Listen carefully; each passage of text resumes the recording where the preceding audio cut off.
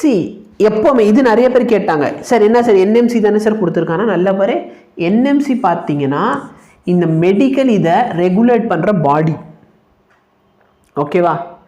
இந்த என்டிஏ பார்த்தீங்கன்னா test conduct பண்ணுற ஒரு ஏஜென்சி. அதாவது நீங்கள் வீசா வேணும் இல்லை பாஸ்போர்ட் வேணும்னா ஏதோ ஒரு ஏஜென்சியில் போயிட்டு பாஸ்போர்ட் வாங்குவீங்க.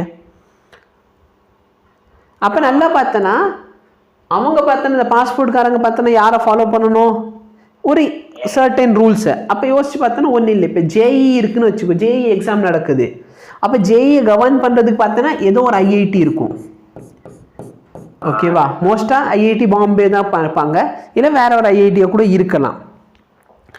அப்போ அந்த ஐஐடியிலேருந்து என்டிஏக்கு சொல்லிடுவான், எனக்கு இந்த வருஷம் நீ இந்த மாதிரி தான் எக்ஸாமை கண்டக்ட் பண்ணி கொடுக்கணும். சியூஇடின்னு ஒரு எக்ஸாம் இருக்கும், ஓகேவா?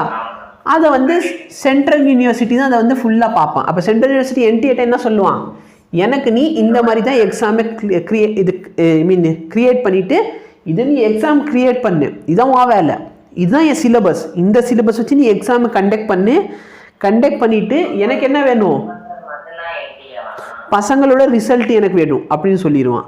அதே மாதிரி மெடிக்கலை பொறுத்த வரைக்கும் என்எம்சி தான் என்ன சொல்லுவான், எக்ஸாமை கிரியேட் பண்ணி கொடுத்துரு, இதான் ஒரு சிலபஸ், இந்த சிலபஸ்லேருந்து என்ன பண்ணு, எக்ஸாமை கண்டக்ட் பண்ணி என்கிட்ட கொடுத்துரு. என்டிஏ பார்த்தோன்னா இந்த 2-3 எக்ஸாம் மட்டும் இல்லை, as a matter of fact நம்மளோட யூபிஎஸ்சி எக்ஸாம் இருக்குது பார்த்தியா, யூபிஎஸ்சி எக்ஸாமே கண்டக்ட் பண்ணுறது யார் தான்? கரண்ட்லி பார்த்தீங்கன்னா என்டி வந்து ஒரு 19 அப்கமிங் எக்ஸாம் இருக்கும். யூபிஎஸ்சி மட்டும் இல்லாமல் பார்த்தோன்னா உனக்கு ஆமாம் இப்போ ஒரு எக்ஸாம் நடக்குமே, யூஜிசி நெட்டு, சிஎஸ்ஐஆர்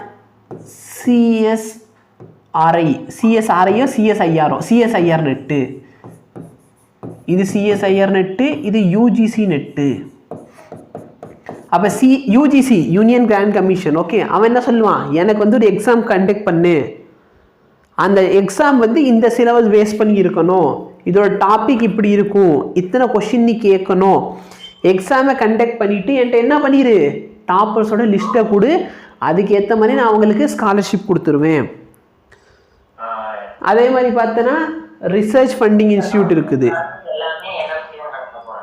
என்னையா? ஸோ என்டிஏ பார்த்தோன்னா டிஃப்ரெண்ட் எக்ஸாம் கண்டக்ட் பண்ணுவான். எக்ஸாமை கண்டக்ட் பண்ணிட்டு என்டிஏ என்ன பண்ணிடுவான், ரிசல்ட்டை கொடுத்துருவான். ரிசல்ட் அப்லோட் பண்ணுறதோட என்டிஏ வேலை முடிஞ்சு.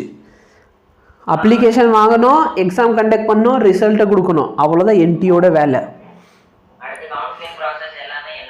அதனால கவுன்சிலிங் வந்து என்எம்சி தானே எப்பயுமே சொல்லுவோம், கண்டக்ட் பண்ணுவான். ஸோ என்எம்சி தான் அது எல்லாத்துக்குமே பொறுப்பு, சரிங்களா?